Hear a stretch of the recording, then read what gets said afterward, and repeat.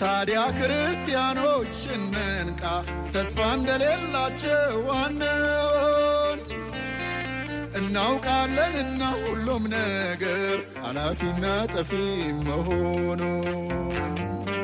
ጌታችን ኢየሱስ አንታችን፣ ዘመድ ወገናችን ጌታችን መሆኗንም እንወቅ ጽዮን፣ የዘላለም ደስታ ሀገራችን።